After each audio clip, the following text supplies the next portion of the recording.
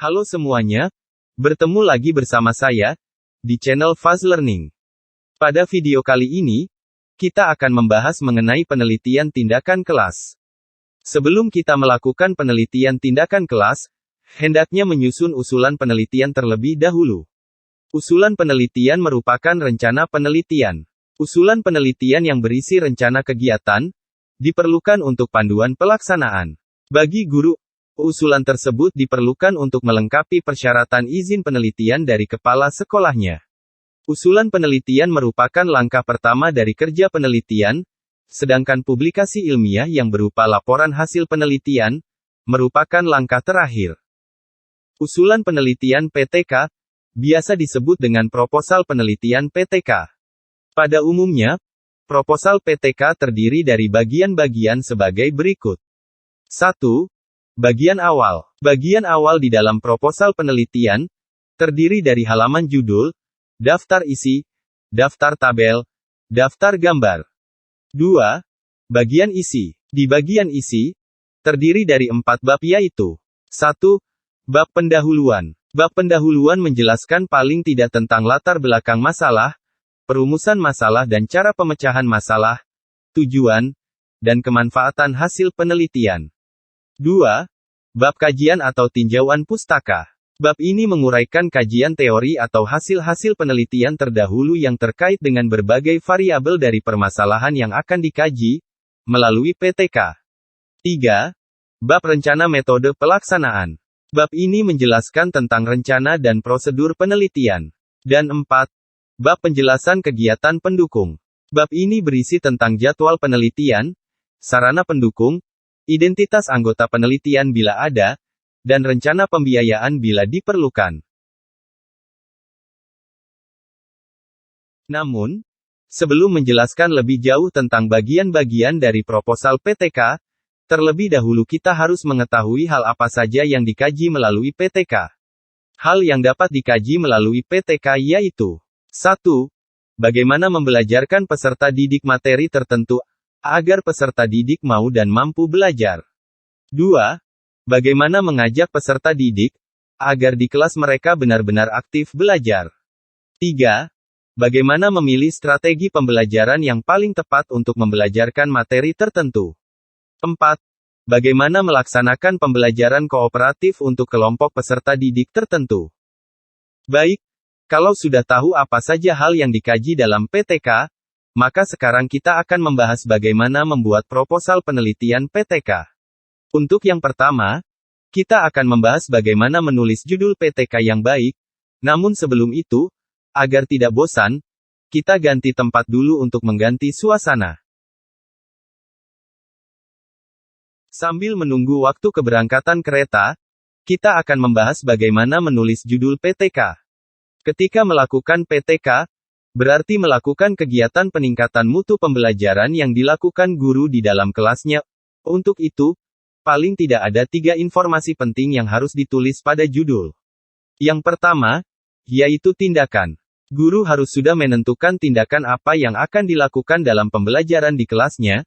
Tindakan tersebut berupa penggunaan metode pembelajaran baru yang diyakini berdasarkan teori, lebih baik dari metode pembelajaran yang selama ini telah dilakukan. Kemudian yang kedua, adalah hal yang ditingkatkan. Jadi, guru juga sudah harus tahu hal apa yang harus ditingkatkan dari peserta didik. Misalnya, peserta didik memiliki kemampuan menulis yang belum mencapai standar walaupun sudah diajarkan dengan baik, maka guru perlu melakukan tindakan terhadap kemampuan itu untuk meningkatkannya. Selanjutnya, yaitu orang yang dikenai tindakan. Sudah jelas bahwa dalam PTK, yang dikenai tindakan adalah peserta didik di dalam kelas.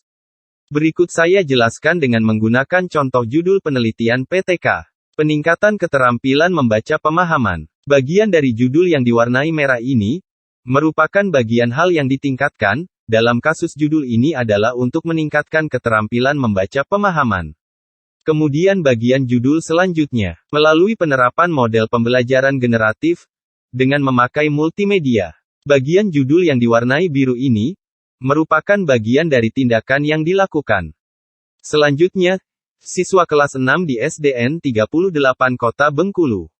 Bagian judul yang diwarnai hijau ini, merupakan bagian dari siapa atau orang yang dikenai tindakan. Perlu diingatkan bahwa apa yang akan ditingkatkan cakupannya tidak boleh terlalu luas, karena waktu untuk melakukan PTK itu terbatas, sesuai dengan jadwal pelajaran di sekolah dan materi yang akan disampaikan.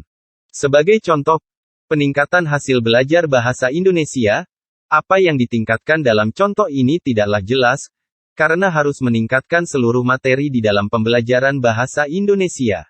Alangkah baiknya bila hanya meningkatkan hal yang lebih sempit lagi di dalam bahasa Indonesia, misalnya peningkatkan kemampuan menulis paragraf eksposisi.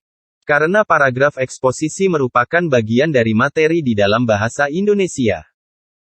Karena perjalanan kita masih jauh, maka akan saya lanjutkan penjelasannya sambil mengendarai motor. Setelah sebelumnya saya sudah menjelaskan mengenai bagaimana menulis sebuah judul dalam PTK, sekarang akan saya lanjutkan ke penjelasan mengenai latar belakang. Sebelumnya sudah tahu belum isi dari latar belakang?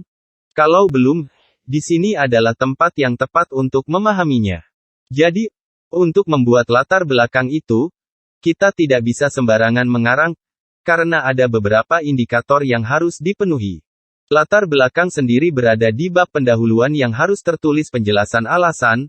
Nah, alasan inilah yang harus kita buat di dalam latar belakang penelitian, sehingga bisa menjawab pertanyaan mengapa guru berniat melakukan PTK di kelasnya. Indikator yang harus dipenuhi di dalam latar belakang yaitu 1. Permasalahan yang terjadi di kelas. Guru atau peneliti PTK harus menjelaskan apa permasalahan yang terjadi di kelasnya, sehingga guru berniat untuk memecahkannya. Masalah tersebut dapat terkait dengan proses belajar mengajar yang terjadi selama ini, ataupun hasil belajar yang dirasakan kurang memuaskan. Kemudian, indikator kedua yaitu alasan kokoh tentang permasalahan tersebut. Jadi, pada indikator kedua ini, guru atau peneliti harus mengungkapkan alasan-alasan mengapa masalah itu terjadi, dengan didukung oleh data dan fakta, misalnya, proses belajar peserta didik yang kurang aktif. Hal tersebut didukung dengan data pengamatan yang telah dilakukan sebelumnya, atau dari kuesioner. Indikator ketiga yaitu kondisi penyebab permasalahan. Pada indikator ini menyatakan bahwa di dalam latar belakang harus terdapat penjelasan bahwa masalah yang diteliti adalah benar-benar suatu masalah pembelajaran yang terjadi di kelasnya dan di sekolahnya, serta menjelaskan juga apa penyebab dari masalah pembelajaran tersebut. Yang terakhir yaitu indikator penting tidaknya permasalahan. Pada indikator ini, latar belakang harus menjelaskan pentingnya masalah pembelajaran yang terjadi, dan harus segera dilaksanakan pemecahannya. Setelah dilihat dari segi ketersediaan waktu, biaya, dan daya dukung lainnya. Wow, hampir nyasar.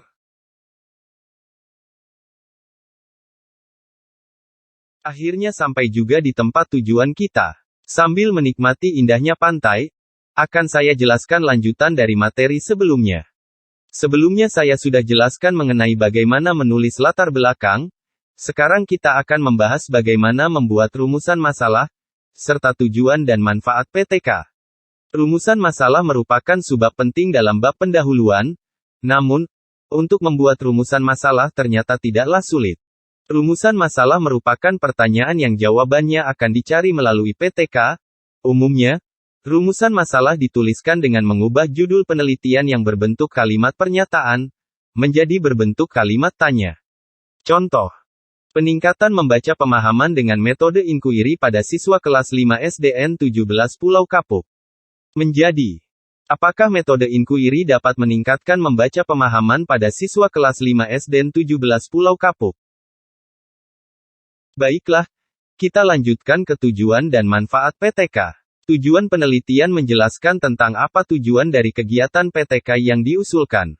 Pembuatan tujuan dan manfaat juga berdasarkan judul PTK yang telah disusun, kemudian bisa dimasukkan dalam format berikut. Format dalam membuat tujuan.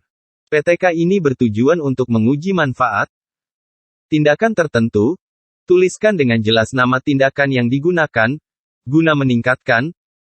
Tuliskan dengan rinci apa yang ditingkatkan, bagi siswa di. Tuliskan subjek PTK-nya. Kemudian untuk membuat manfaat kita bisa menggunakan format berikut.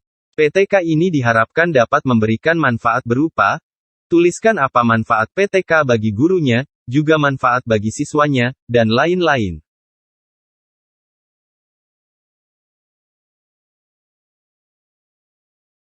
Berikut saya tampilkan contoh dari judul, sampai manfaat PTK. Silakan video di pause bila diperlukan, untuk melihat contoh lebih lama.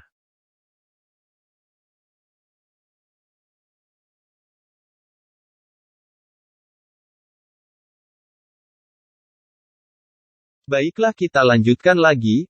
Setelah membuat bagian pendahuluan yang diakhiri pembuatan tujuan dan manfaat, akhirnya kita akan masuk pada bab selanjutnya yaitu, bab 2 tentang teori atau kajian pustaka, dan bab rencana metode pelaksanaan.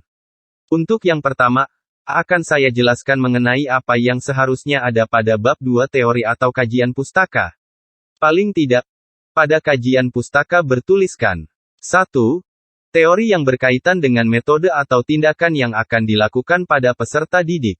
Misalnya kita akan menggunakan metode inquiry, maka yang harus dicari atau dituliskan pada kajian pustaka adalah teori tentang metode inquiry. 2. Hasil penelitian orang lain yang memiliki keterkaitan dengan penelitian PTK kita. Misalnya judul yang kita tulis adalah untuk meningkatkan membaca pemahaman, maka kita perlu mencari hasil penelitian orang lain yang memiliki tema yang sama yaitu tentang membaca pemahaman. 3. Teori yang membahas metode belajar yang lama.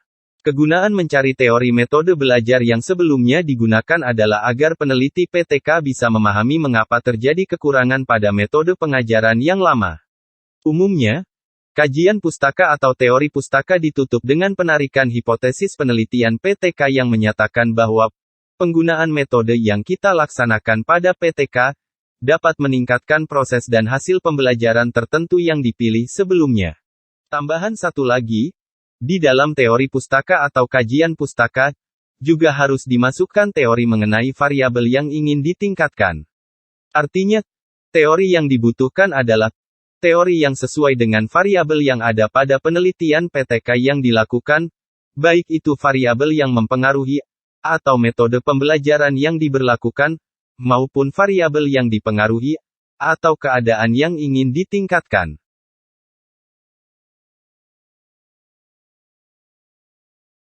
Selanjutnya kita akan bahas bab 3 mengenai rencana metode pelaksanaan. Untuk bagian ini bisa langsung dilihat pada contoh berikut.